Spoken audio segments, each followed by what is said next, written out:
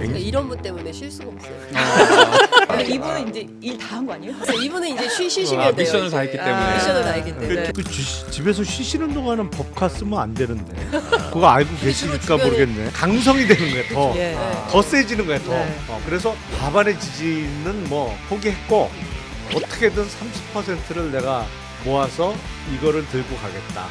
10%면 어차피 대선도 안 될 텐데 뭘 위해서 그렇게 아니, 본인 이 임기 완수. 정부를 유지하는 거죠. 유지.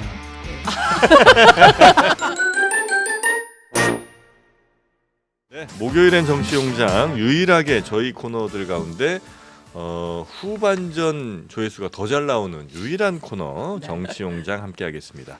김용남 개혁신당 정책위 의장 전 의장님 어서 오십시오. 네 안녕하세요 네. 김용남입니다. 지금은 유튜브 용방불패. 용방불패 잘 되고 있습니다. 저희 방송 끝나자마자 바로 클립을 땡겨가지고 쇼츠로 막 올라옵니다. 아유 아, 잘하셨습니다. 자 그리고 저희에 비하면 대기업이시죠. 왜 그러세요? 우리 장윤선의 취재 편의점 네. 장윤선 기자님 어서 오십시오. 네, 50만을 돌파한 장윤선. 아유 부럽습니다. 진짜요? 네. 축하드립니다. 예. 훌륭하다 감사합니다. 훌륭해 진짜. 여기는 정말 죽도록 일하고 있습니다.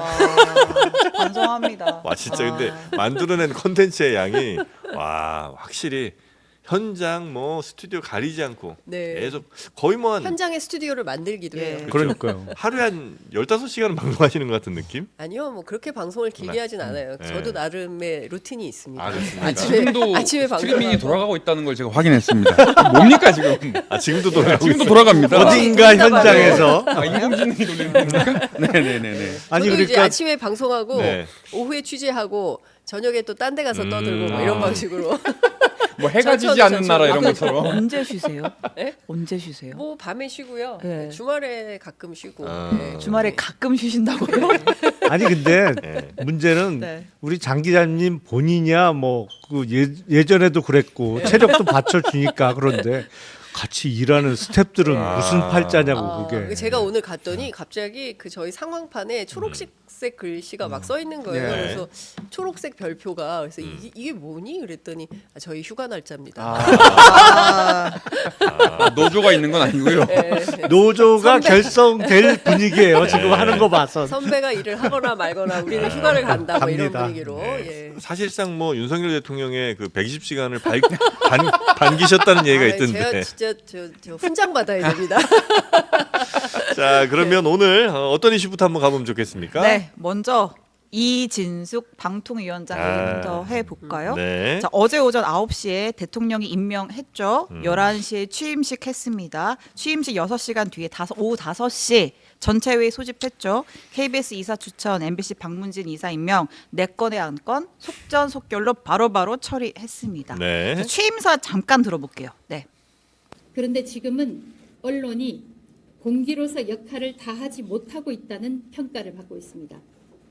공영방송의 공공성 및 공정성 확보를 위한 이사회 구성을 조속히 완료하겠습니다. 쉽게 말해 공영방송 갈아엎어야 한다. 뭐 이렇게 읽히고요. 대통령도 그래요? 네. 속전속결 네. KBS 이사 7명, 그다음에 박문진 회의 정족수 밖에 이사진 6명 임명안 다 제가 했습니다. 네. 그러니까 이런 분 때문에 쉴 수가 없어요. 아니 애들이 지금 엄마 이진숙 위원장도 이렇게 네네. 열심히 일을 하는데 아, 내가 이렇게 쉴 수가 기자들도 없다. 열심히 근데 해요. 이분은 이제 일 다 한 거 아니에요?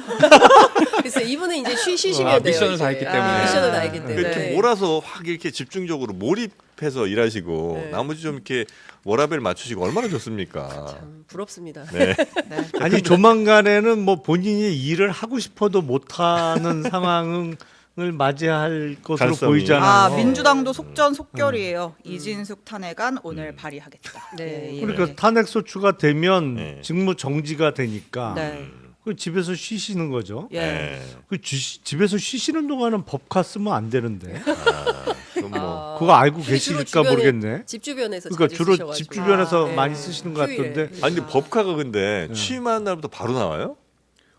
주겠죠. 기관장이니까. 기관장이지. 아니 근데 보통은 네. 우리가 이제 어디 뭐 회사나 이런 데도 자 어디 뭐 사장이 됐어. 혹은 뭐 어디 딱 이사 되면 그럼 이제 이 사람 이름으로 또 법관하게 나올 거 아니에요. 아, 그럼요. 바로 주죠. 관용차도 바로 나오고. 아 그래요? 그럼요. 바로 네. 당일부터. 기관 카드는 네. 개인 명의가 아니잖아요. 그렇죠. 그러니까 전임 방통위원장이 쓰던 쓰던 카드를 그렇죠. 그 한도에 그 정해져 있는 기관장용 기관 카드가 있으니까 그게 네. 바로 지급되죠. 근데 그 탄핵 소추돼서 직무 정지된 다음부터는 그 쓰면 안 됩니다. 제가 이 기회를 빌어서 다시 한번 알려드립니다. 분명히. 주로 그 오바해서 쓰시고 음. 뭐 막 써요. 심지어 본인 대학원 다니면서 대학원 세상에 학교 주차장 주차비까지도 법화로 쓰셨다. 아 알뜰하십니다. 네. 한도는 꼼꼼하세요. 지키셔야 됩니다. 일단 그럼 좀 쪼개서 새로 임명된 이사진 몇 면은 좀 어떻게 보세요? 어떤 분들이에요, 이분들은? 예. 아니 저는 뭐 사실은 방송 쪽에 계신 분들은 제가 잘 모르고 네. 새로 임명된 박문진 이사 중에 법조인이 2명이 끼어 네, 있더라고요. 네. 허익범, 임무영 변호사. 아, 네. 이분들도 어떤 네. 분들이에요? 허익범 왜 특검? 아, 예. 두룩 예. 두루킹 특검 네, 네, 때 네. 특검으로 하셨던 아, 분. 네. 근데 제가 보기엔 특검식이나 했던 분이 박문진 이사로 들어가는 게 맞나? 약간 많이 뭐 이사도 중요한 자리입니다만 네. 약간 전례에 비추면 이례적인 것 같고 네. 임무영 변호사는 검찰 출신이에요. 예. 아, 두 분 다 검찰 출신이고 네네네. 임무영 변호사는 그 전에 같이 저하고 근무도 해봤고, 아, 그래요? 네, 사법연수원 17기고 네. 그 서울법대 82학번.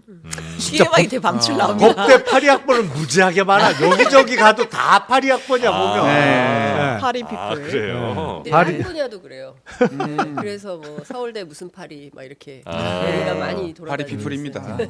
그래서 박문진 이사의 검찰 출신이 이례적으로 두 분이나 합류했다. 이게 조금 눈에 띄어요. 이거는 방문진에서 생길 수 있는 법적인 문제들에 대해서 좀 더 도움을 받겠다 이런 걸까요? 아니면 그냥 챙겨줘야 되는 사람들이라서 이렇게 해드리는 겁니까? 인재 풀에 한 게 아닐까요? 인재 풀의 한계다. 믿고 쓸 수 있는 사람이 그렇게 많지 않다. 네. 잘 안 믿는다. 네. 근데 이제 사실 이렇게 딱 6명, 7명을 추렸어요. KBS 이사, 그다음에 박문진 이사. 그리고 독특한 게 야권 추천 몫은 또 임명을 안 했어요. 예. 그 의결을 안 했어요. 네. 그러니까 뭐냐면 이게 선임 절차가 쭉 있잖아요. 네. 그러니까 이분들이 어떤 분들인지에 대한 보고서가 올라갔겠죠. 어제. 그리고 보고하면 이분들에 대해서 최소한 뭘 해야 되냐면 서류 심사, 해야 면접 되겠죠. 심사를 해야 네네네네네. 돼요. 그러니까 이 6명, 7명만 이렇게만 낸 게 아니라 KBS는 50몇 명, MBC는 39명인가 이렇게 지원을 했어요. 그러면 지원 자격 검토를 해야 될 거 아닙니까? 네. 검토하고 이 중에서 서류 심사를 해서 걸러냈다 쳐요. 그건 뭐 실무진들이 했다 치더라도 그 다음에 이분들이 어떤 분들인지 모셔서 면접을 해봐야 되잖아요. 과연 공영방송 이사로서 자격이 적합한지 있는지. 부적합한지 뭐 이런 걸 검토해야 되잖아요. 그게 생략이 됐어요. 그러니까 면접도 없고 서류 심사 면접도 없고 바로 그냥 의결 꽝꽝꽝 두 분이 앉아서 방망이를 두드린 겁니다. 바로 취업이 된 거네요. 바로 된 거죠. 예. 그러니까 참 좋은 회사인가? 네. 그냥 다 생략이야. 젊은 입장에서는 좋은 다 회사죠. 생략이에요. 네. 그러니까 다 생략해가고 또 웃기는 것은 그 여당 추천만 해서 아예 야당을 배제해버리는 방식으로의 의결 절차가 옳은 거냐. 그래서 민주당과 그 박문진 지금 현재 속해 있는 이사들이 이 부분에 대해서 가처분 신청을 법원에 예. 냈어요. 그래서 아마 이것도 법원으로 가서 어제 한 의결 절차의 위법성은 없는지 네. 따져봐야 되고 전체 지금 MBC하고 저 방통위하고 이러저러한 이슈들 가지고 지금 저 방심위도 있죠. 이렇게 네. 걸려서 17건이 있는데 17전 17승을 저기 MBC가 하고 있어요. 다 예. 이겼어요. 예. 네, 네, 네. 이런 방식으로 하기 때문에 이번 건에 대해서도 어떤 내용이 나올지 지켜봐야 되는 것이고 왜 이렇게 서두르는 거냐. 그리고 아니 하려면 똑같이 여야 균형을 맞춰서 하든지 근데 여야가 여당 쪽 추천만 임명을 하고 야당 네. 쪽 추천을 안 하는 방식으로 이렇게 편하게 티나게 하는 이유가 뭐냐. MBC 장악이 급한 거죠. 예. 공영방송 네. 장악이 급한 것이고 저는 오히려 이렇게 급하게 밀어붙이면 화가 더 큰 화가 탈난다. 불러줄 수밖에 없고 아마도 MBC 내부에서 이러저러한 논의가 있을 것 같고 저는 전운이 감돌고 있다 이런 생각이 예. 좀 듭니다. 야, 근데 그 KBS 이사 추천 이거 보다 보니까 이인철 변호사가 계신데 이분이 저 아침마당 뭐 동치미 이런 데 많이 나오신 그분이죠? 이인철 변호사. 그분 아니에요? 그런가요? 그분 아니지 철 않나요? 변호사는- 뭐 이혼 전문 변호사라는 아. 그러니까 그분. 그분은 아닌가? 그분은 KBS 이사. 그러니까 KBS 이사. 예, 예. 그래서 그런가요? 전 예. 모르겠네요. 네, 확인을 좀 확인 한번 좀 부탁드리겠습니다. 해보도록 네, 하겠습니다. 확인을 해보겠습니다. 네네네. 네, 아무튼 말씀하신 대로 이제 네. 뭐 박문진 이사진은 이제 MBC 사장 교체 작업 서두를 거고 네. MBC도 가만히 있지 않을 것이다라고 하셨는데 언론노조 문화방송본부에서 성명서를 냈습니다. 총책 윤석열, 행동대장 이진숙이 단 몇 시간 만에 밀어붙인 MBC 장악 쿠데타다. 이렇게 강하게 반발하고 있고요. 네. 아까 뭐 얘기 나왔지만 민주당에서 오늘 그 이진숙 위원장 탄핵안 발의한다고 하잖아요. 네. 근데 저희가 전례를 보면 탄핵안 발의에 본회의 올라가 사퇴.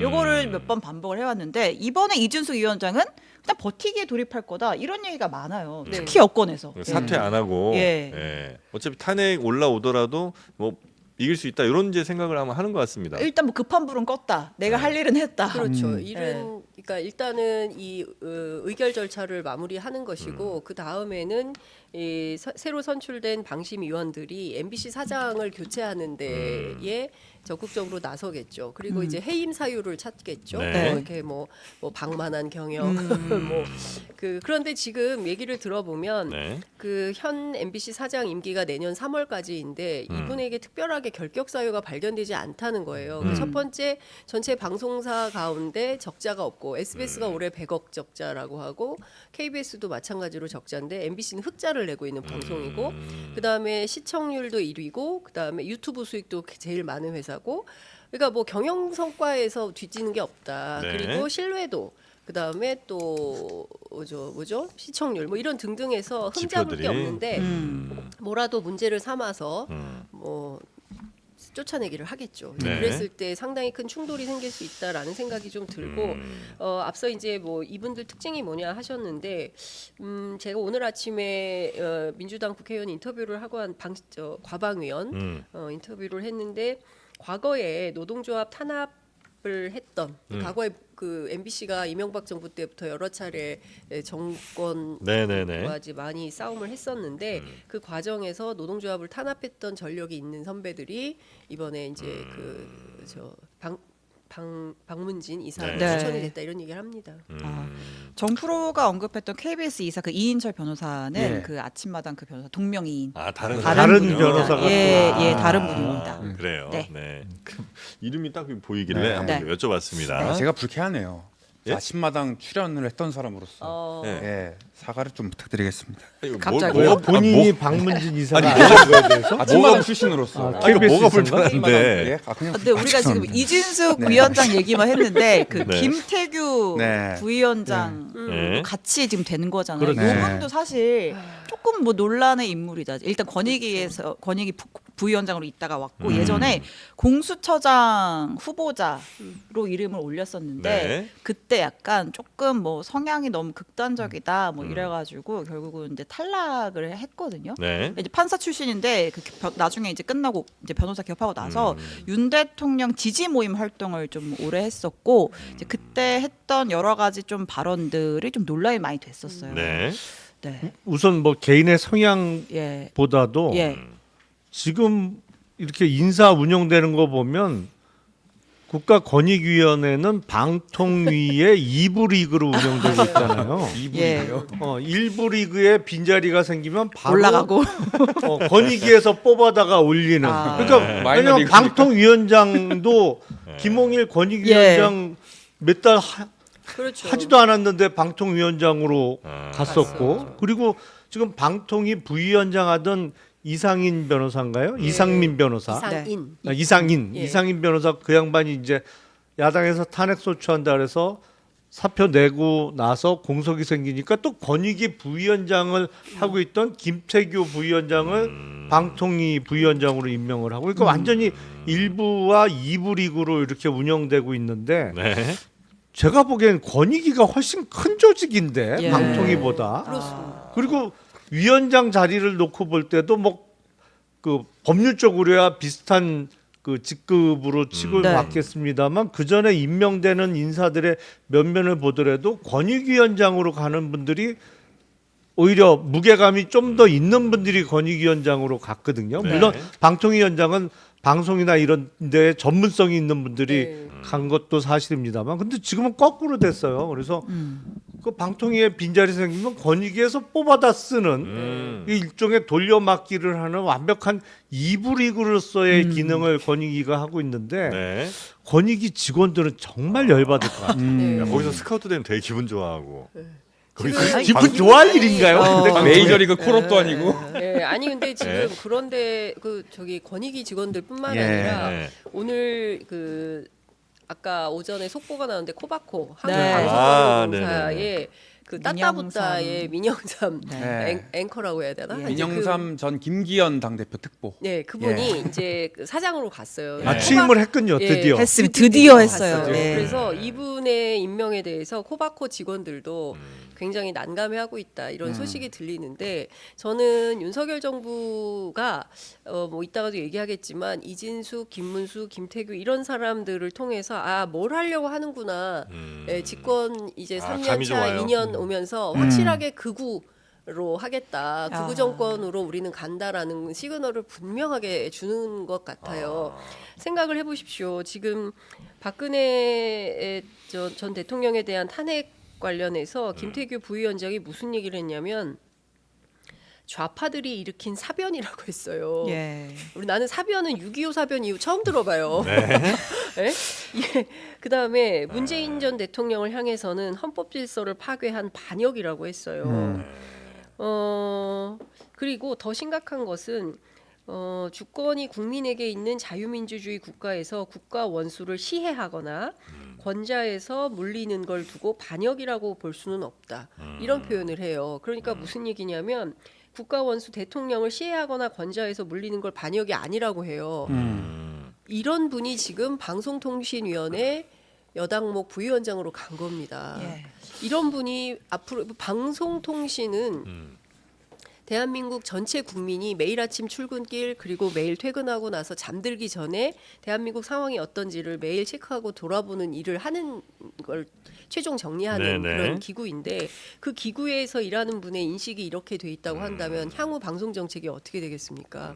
그러니까 그 부분에 대해서 대통령 혹은 윤석열 정부가 심도 있게 고민을 했다면 이런 분들 시키기 어려워요. 아. 심지어 캠프에서도 안 받은 분들이잖아요. 이진수 네. 후보자 저 위원장 같은 경우는. 네. 근데 이렇게 마각을 드러낸다고 한다면 이거 굉장히 심각한 문제인 것이고 이후에 벌어질 사태는 진짜 정말 앞으로 암담하다 이런 생각이 좀 아니 듭니다. 장 기자님 이거 섭섭합니다. 섭섭해요. 네. 아니 우리 최초로 시청자 미디어 재단 우리 이사장을 왜 빼먹습니까? 에?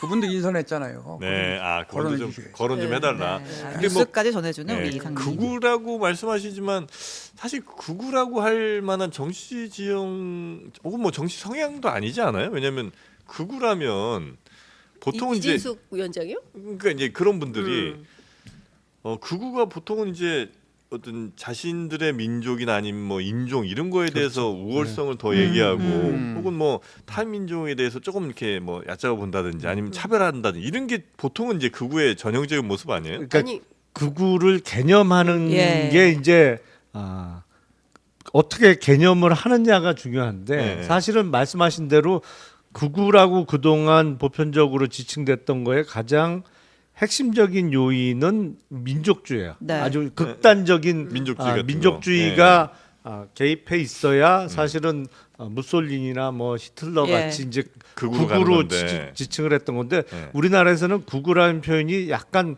뭐랄까요? 좀 혼용되고 예. 있죠. 지금 혼용되고 좌우 있어서 이념적인 약간 예. 그런 걸로. 그래서 예. 뭐 어떤 측면에서는 약간 극우의 개념을 너무 넓게 잡든지 아니면 약간 포인트를 달리해서 지칭되고 있는 그런 거 있는데 저는 뭐 보수 진보라는 그 용어 사용에 대해서도 별로 동의는 안 합니다만 예. 이게 많은 분들이 사용하고 있다 보니까 지금 윤석열 대통령의 인사 스타일을 보면 이준숙 방통위원장이나 김문수 고용노동부 장관 후보자 지명을 통해서 알 수 있는 건 윤석열 대통령이 이제 30%만 들고 가겠다. 아, 70%는 그런- 포기한다. 네네. 30%나 돼요. 아니 근데 그게 지금은 30%가 안 되죠. 예. 왜냐하면 지역적으로 봐도 TK도 그렇고 이른바 보수층에서도 윤석열 대통령에 대한 기대를 접은 분들이 많거든요. 도저히 안 되겠다. 뭐 그래서 그런 기대 내지는 기대를 접고 실망감의 표현으로 사실은 윤석열 대통령이 그토록 사실상 반대했던 한동훈 대표한테 당원들도 표를 몰아줬던 네. 건데 그러니까 지금 윤석열 대통령의 정치적인 기반은 30%가 채 안 돼요. 거기서 많이 모자란다고 봐야 돼요. 네네네. 그런데 어쨌든 김문수 후보자나 뭐 이런 분들은 과거에 보수층의 지지를 받았던 사람이라는 예. 것이죠. 그리고 색깔이 분명해요. 네. 그리고 무엇보다도 대중 인지도가 있어. 지금 고용노동부 장관 하는 분들은 대부분 성함을 모르지만 모르지. 네. 김문수는 아는 사람이 워낙 많단 모를 말이에요. 수가 나 없죠. 도지사인데 이름이 누구요? 네. 아니 문수인데 이름이 누구요? 네. 그렇게만 말씀하시면 아니죠. 내가 국회의원도 3번 하고 도지사도 2번 하고 내가 김문수인데. 네. 내가 김문수인데 네. 관등성명 대봐요. 네. 아 근데 아무리 그래도 이 문재인 전 대통령은 김일성주의자다. 더불어민주당은 더불어 남로당이다. 민주노총은 김정은 기쁨조다. 이게 이제 김문수 후보가 했던 발언인데 여기에 동의하는 보수? 아니 뭘까? 그게 네.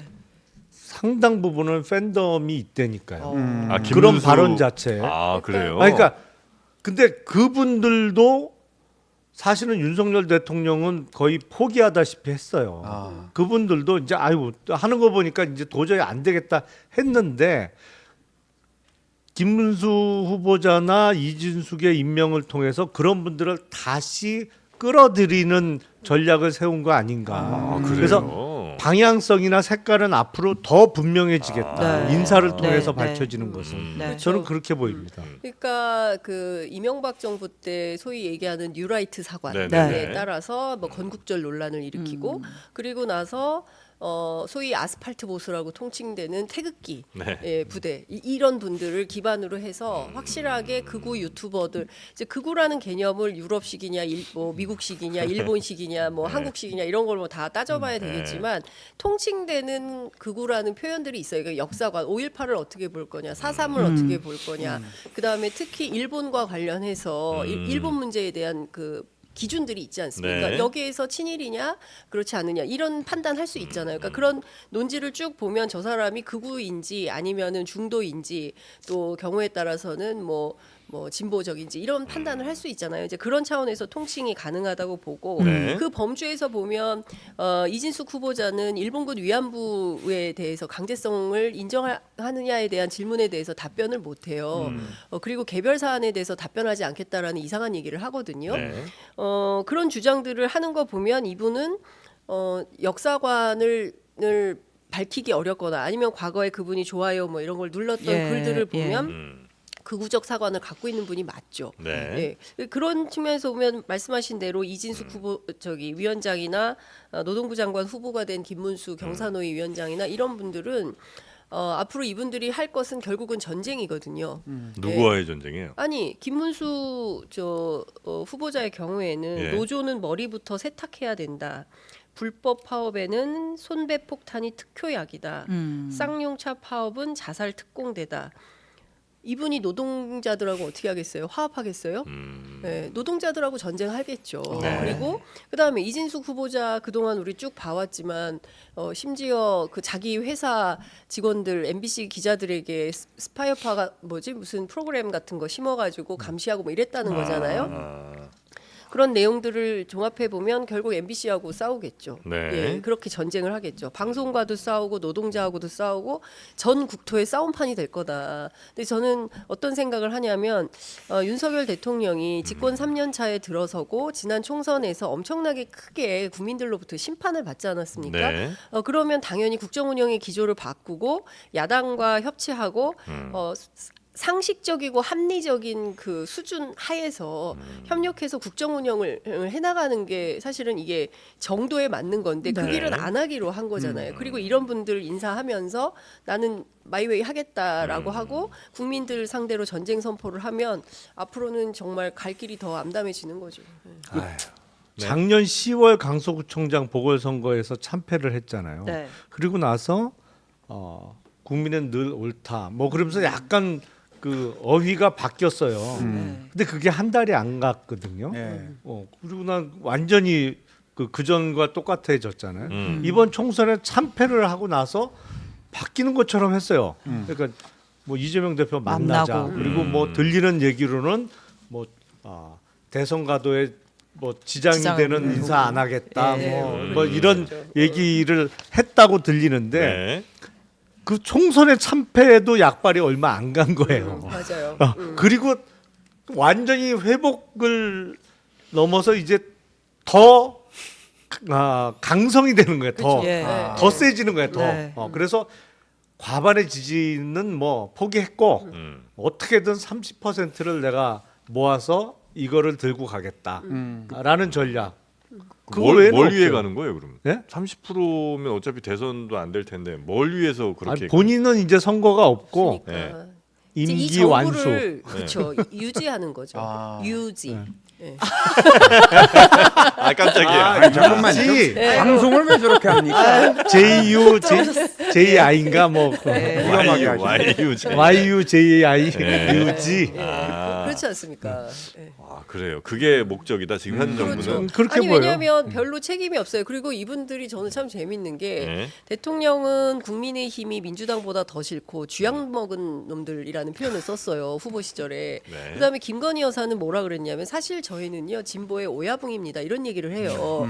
근데 이분들은 지금 국민의힘에서 대통령을 하고 있는 거예요. 네. 그리고 나서 막 그 저 여당하고 당정 일치를 막 주장을 하면서 각종 당무에 싹 다 개입을 하고 있는 거잖아요.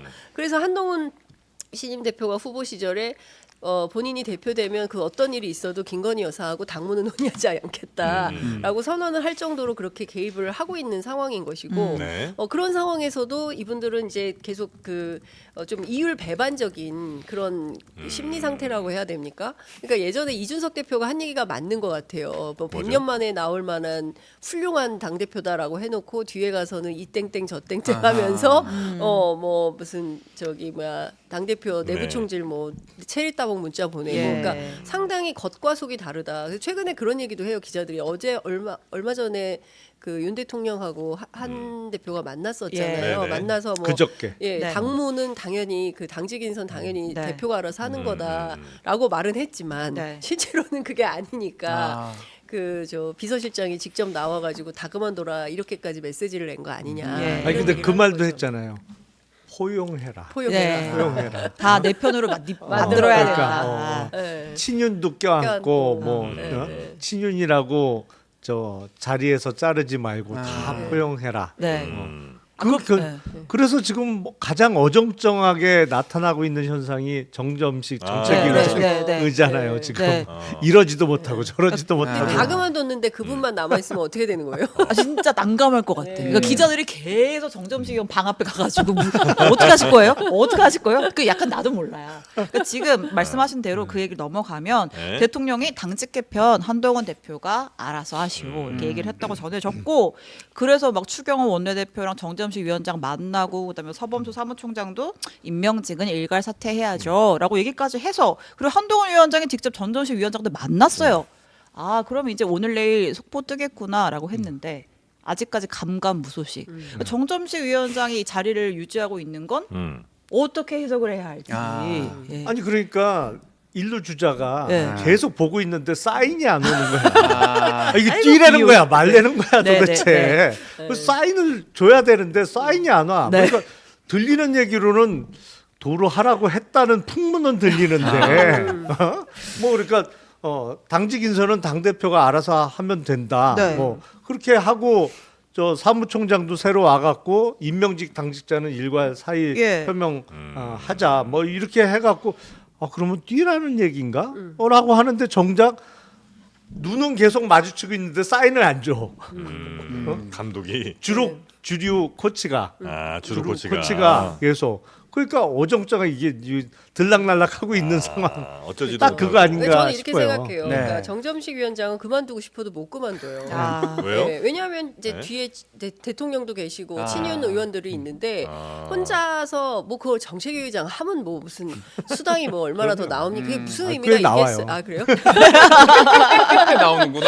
아 근데 뭐 그분이 그것 때문에 그럴 그렇죠. 것 같지는 않고 뭐 그까짓 거 해도 그만 안 해도 그만이기 때문에 예. 언제든지 그만둘 수 있는데 못 그만두는 거예요. 그러니까 일종의 친윤의 알박기죠. 예, 그러니까 그만둘 수가 없어요. 그리고 저는 이런 생각이 들어요. 한동훈 대표가 역시 모범생 컴플렉스가 심하구나. 어. 이분은 어릴 때부터 공부도 잘하고 해서 네. 기획된 대로 일을 하는 스타일인 거죠. 그러니까 뭐 또 위 상사들도 잘 모셨을 것 같아요. 그리고 일도 꼼꼼히 하는 스타일이고 네. 혹시라도 만일에 발생할지 모르는 어떤 위험들을 다 계산하면서 돌다리도 두들겨가면서 딱 상황이 딱 맞게 딱 떨어져야 되는데 그게 안 되면 잘 일이 안 되는 스타일인 것 같아요. 근데 정치는 눈 뜨고 문 열면 막 폭탄이 쏟아지는 예. 그런 일이 정치 네네네네. 현장인데 이런 일 해본 적이 없어서 일단 뭘 하려면 이게 주저주저하고 엄두가 안 나는 거죠. 세팅이 딱 그렇지만 돼야 되는데. 그렇죠. 근데 지난 그 선거에서 한동훈 대표에게 저는 보수 언론들 칼럼 보면 참 재밌는데 동아일보 김순덕 칼럼에서 그런 얘기예요. 김건희 여사가 제일 문제인 것 같은데 이 정권에서 그래도 김건희 여사한테 할 말 할 수 있는 사람 한동훈 너밖에 없어. 그러니까 당신이 좀 해봐. 이렇게 해서 60 몇 프로가 모였다고 저는 생각해요. 그러면 그 60몇 %를 가지고 배심 있게 일을 밀어가고 한동훈 표 정치를 새로 시작을 해야 되는 거예요.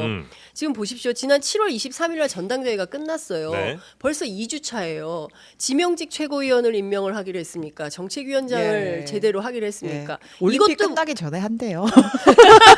아 진짜 워딩이랬어 사무총장 워딩. 아니 예. 그거하고 올림픽하고 뭔 상관이 있다고 올림픽하고 연계를 시켜요. 아니 그러니까 어쨌든 꽤 남았다는 거예요.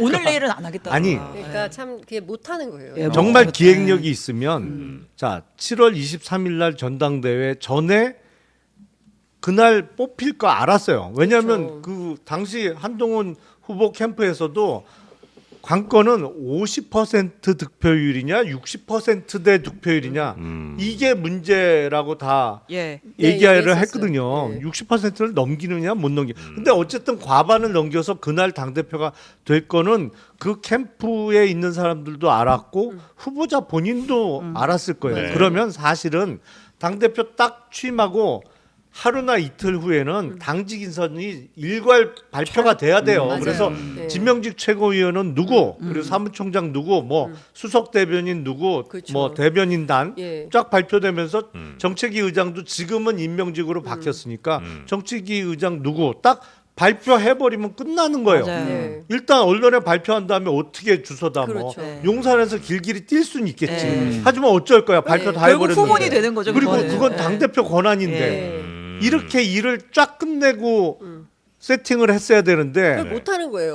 이거는 아니 저는 이런 당직 인선은 처음 봐요. 예. 왜냐하면 제일 먼저 발표된 게 당 대표 비서실장에 박정아 의원 임명한다는 거는 그 다음 날인가 나왔어요. 맞아요. 그리고 한참 있어도 안 나와. 네. 그리고 지명직 최고는 누가 되지? 뭐 안 나오더니 한참 있다가 엊그저께 사무총장 예. 서범수 의원 발표됐잖아요. 네. 그 나머지는 아직도 안 됐어. 아니 그러니까 저는 이게 한동훈 대표가 네.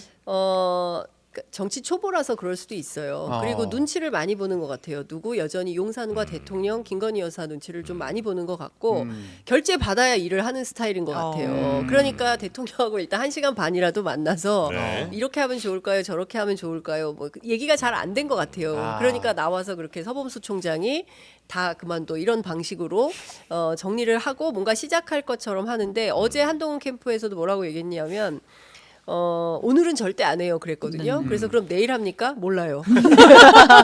그거 언제 합니까? 기다려주세요. 네. 이랬어요. 그러니까 기자들이 계속되는 취재에 그렇게 답변할 수밖에 없는 것은 한동훈 대표가 노선과 방향을 방침을 아직 못 정한 거예요. 그러니까 대표가 방침을 정하면 그날 그냥 쫙 이게 되는 거거든요. 그러니까 그렇게 하기 어려워하는데 이거 왜 그런 거냐? 제가 네. 물어봤더니 의총에 대한 부담이 아, 저 상당히 얘기하려고 크다는 했어요. 거예요. 네. 그래서 그 혹여라도 본인이 쫙 밀었는데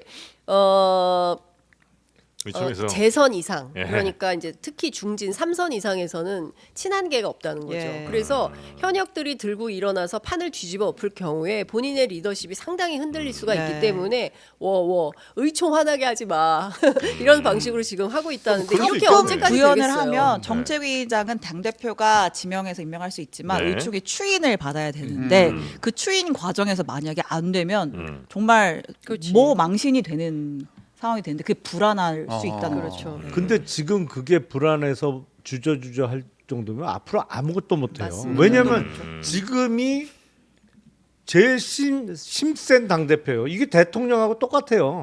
취임할 네. 때가 제일 세고 어차피 내려가요. 맞습니다. 심은 점점 줄어들게 돼 있거든요. 아니 그러면 지금 의총이 겁나서 못하면 앞으로도 아무 일도 못한다는 얘기밖에 안 되는.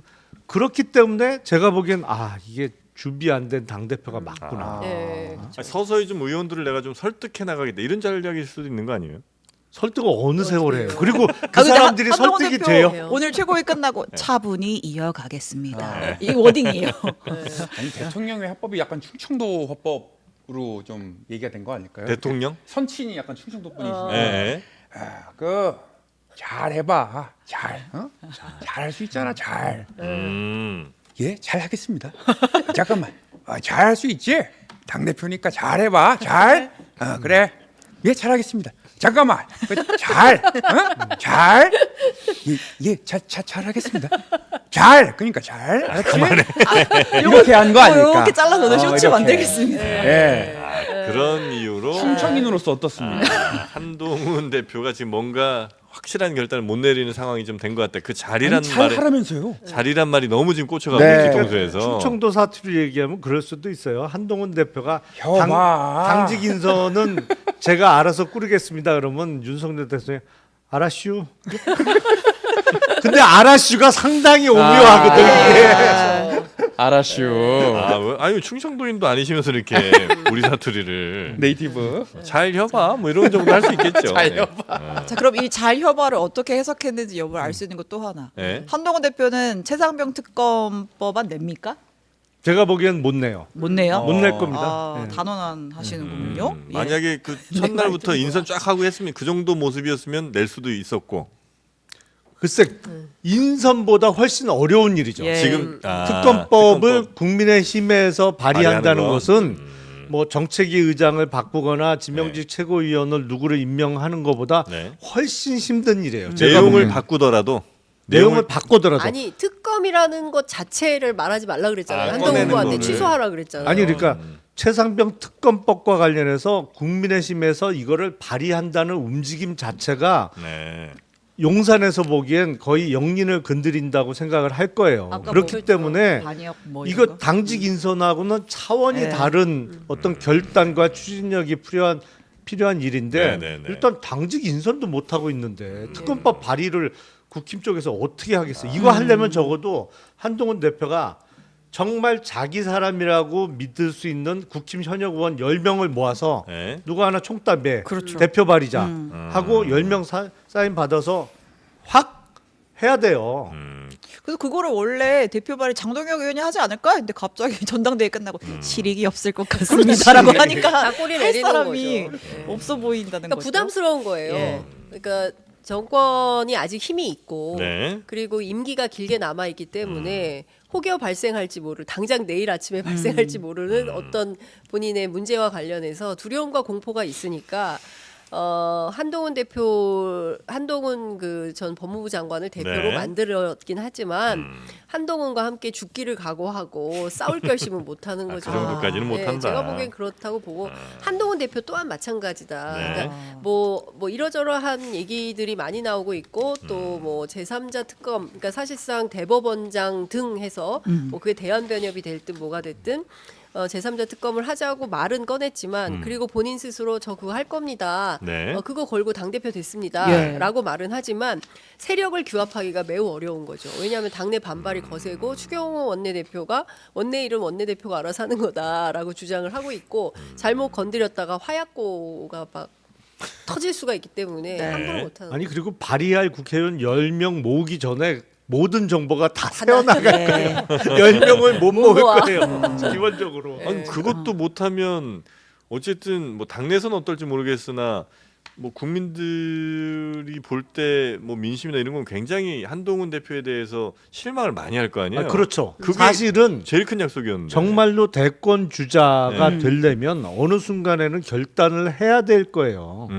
이렇게 결단 못하고 주저주저 해갖고는 국민들 눈에 보기엔 아니 할 줄 아는 게 없네. 이렇게 비춰질 수밖에 없기 때문에 네. 어느 순간에는 결단을 해야 되는데 그 결단은 정말로 일합을 겨룰 결심을 그렇죠. 하고 해야 되는 거거든요. 예. 근데 그 결심이 제가 보기엔 아직 안 돼 있어요.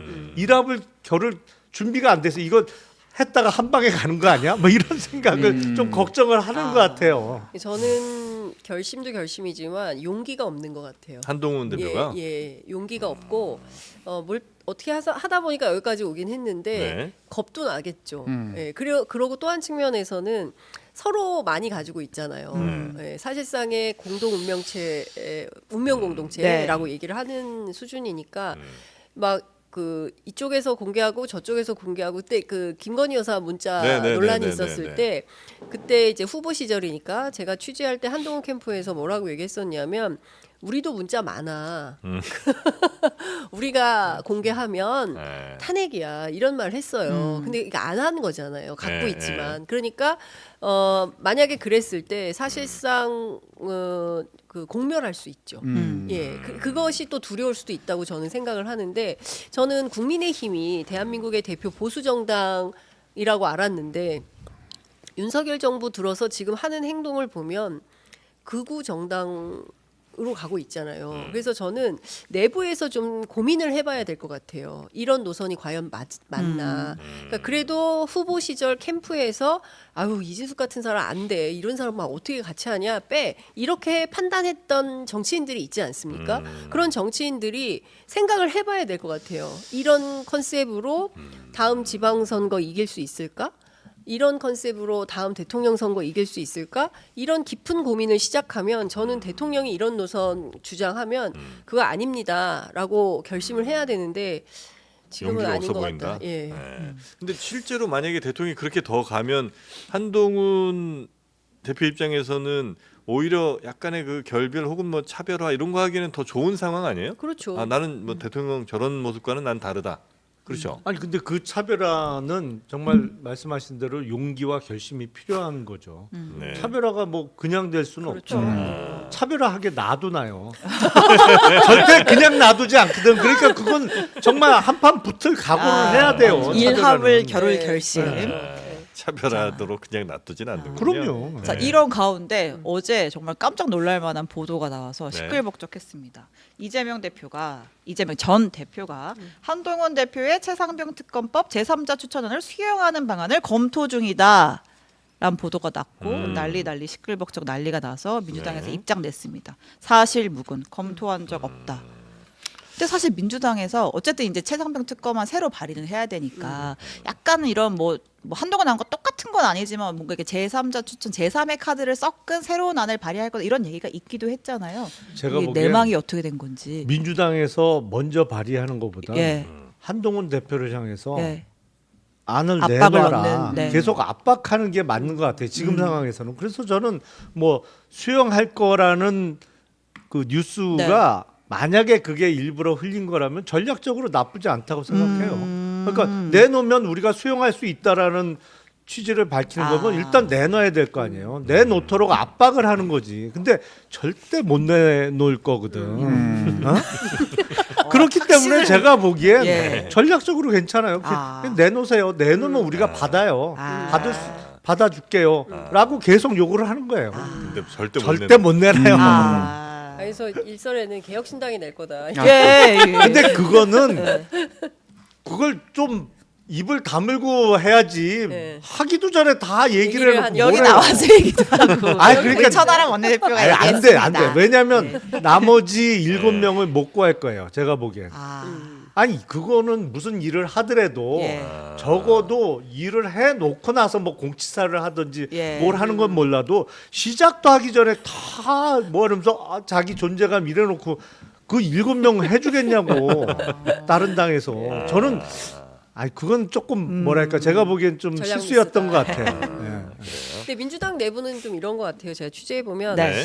그 여러 고민들이 있어요. 첫 번째는 이게 지금 계속 그 뭐랄까 뭐 무한궤도에 들어가 예. 있는 거잖아요. 대통령은 거부권, 여기는 입법권, 또 재의결, 또 거부 막 계속 이렇게 가고 있는 거잖아요. 그래서 어떤 해법이 있냐, 그리고 이 특검이 되는 게 중요하다, 이런 고민을 하는 의원들이 있어요. 네. 그래서 일부 법사위원들은 한동훈 대표가 내놓으면 그 내용이 괜찮으면 그거 받아서 가는 것도 방법이다, 이렇게 생각하는 분들도 있어요. 물론 개인 의견임을 전제로.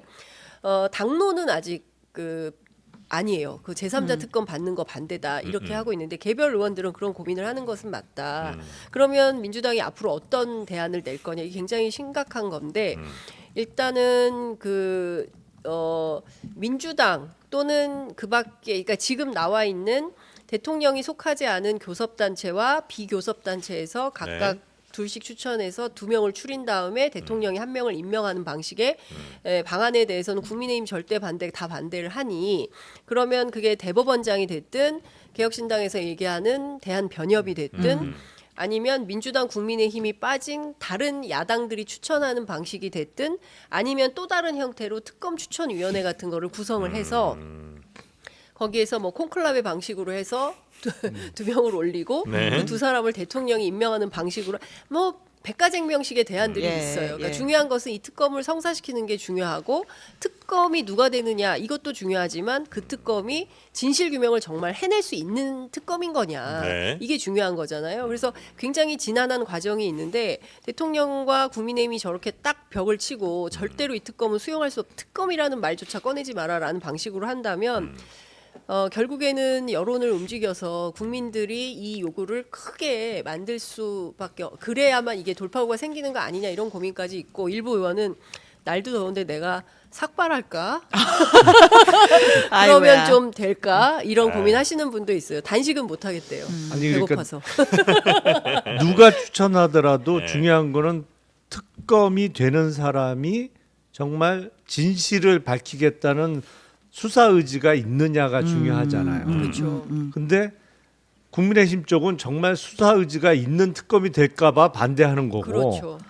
민주당이 꺼리는 것은 특검을 했는데 의지 없이 그냥 예. 특검을 거쳤다는 네. 흔적만 남기고 제대로 진실 규명이 안 되고 덮일까봐 그걸 걱정하는 거잖아요. 네. 그러니까 사실은 대법원장이나 대한변협 제3자가 추천하는 안에 가장 큰 리스크는 혹시라도 그냥 절차적으로만 마무리되는 특검이 될까봐 우리 그걸- 특검했다. 특검했으니까 더 이상 이 얘기는 꺼내지 마. 네. 이게 될까봐 야당은 그걸 그렇죠. 걱정하는 거죠. 예. 그래서 저는 김용남 의원님을 특검으로 추천합니다. 아, 갑자기요. 의지는 충만해요. 그러네, 생각해 보니까. 네, 아니 충분히 자격 되시죠. 그쵸. 검사도 오래 하셨고 변호사. 브리핑할 수 그러네. 있으면 여기 와서 브리핑 해주시고 수사 브리핑. 김용남 특검 괜찮네. 일단 특검을 만들어 보세요. 네. 법원 아니, 말해줄 저는- 사람 없나? 아니 네. 충분히 아니 3부 문제와 관련해서 얼마나 아. 적극적으로 하시겠습니까? 전문가시고. 네. 잘 됐다. 네. 여기 축하드립니다. 축하드립니다. 특검 추천위에 띄워주세요. 네. 김용남 특검으로 그럼 저희가 강력하게 충격 만들어 네. 보겠습니다. 한번 밀어보세요. 되나 안 되나? 민주당에서도 안 받을 리가 별로 없는 것 같고. 민주당에서 왜 안 받겠어요? 그렇죠. 네. 김용남 특검. 네. 윤석열 대통령이 안 받죠, 받을까요? 안 받죠. 절대 안 그게 받습니다. 문제지. 예. 대통령과 네. 관계 설정을 좀 잘하시기 대통령이 바라겠습니다. 김용남 의원을 좋아하실까요? 그래도 아니 그걸 떠나서 일단 한때는 제가 좋아했잖아. 한때는. 일단 제가 삼부 토건에 대해서 너무 많이 얘기했어. 아. 그래서 대통령이 절대 지명 안 할 것 같아요. 예. 지금이라도 그렇습니다. 골프라고 빨리 얘기하세요. 네. 골프? 일단 빨리 특검 골프, 되고 난 골프였다. 다음에. 골프에 1, 2, 3부가 있죠. 3부 예배라고 하십시오. 자, 그럼 오늘은 저희가 김용남 특검을 간절히 기원하는 마음으로 이 정도로 마무리하고 또 우리 뒤에 스케줄들이 있으시니까 여기서 보내드리도록 하겠습니다. 김용남 특검 그 아이디어는 정말 다시 생각해도 매우 좋은 괜찮죠? 것 같습니다. 네. 네, 지금 현역 의원도 아니신데 마침 또 검사 경력도 아주 출중하시고 네. 좋은데요. 수사 의지도 있고. 수사 그게 제일 그게 좀 문제예요. 근데 제가 보기엔 너무 많아. 임명의 장애물이 될 것 같아요. 의지가 의지가 너무 있어서. 의지가 충천해서. 어쨌든 뭐 국민의힘에도 뭐 또 몸 담으신 적이 있으니까 아주 연이 없는 건 아니잖아요. 예, 예. 저는 뭐 매우 좋은 것 같습니다. 네. 네, 김영남 특검으로 특검. 만나 뵙기를. 원래 저는 멕시코였던 사람이 반대입니다. 더 미워요. 아직 민주당 전당대회가 안 끝났습니다. 당론이 무슨 당론입니까? 김도관이 살아 있습니다. 네. 이 개딸들에게 정복당한 장놈한 개딸 용서치 않을 겁니다. 살아 있습니다. 아, 수박 깨기 이거 읍천리의 수박 라떼 맛있습니다. 고맙습니다. 네. 김도관이었습니다. 아, 저분 너무 요즘 힘들어 메론 보여요. 깨기 고맙습니다. 네, 힘들어 보여. 아니, 사표 읍천리 고맙습니다. 관심을 좀 가져줘야 될 것 같아요. 네, 관심이 너무 좀 부족해요. 사랑합니다. 김용남. 예. 자, 그럼 오늘은 여기서 저희 마무리하고 내일 오전 11시에 다시 찾아뵙도록 하겠습니다. 함께해 주신 여러분 고맙습니다.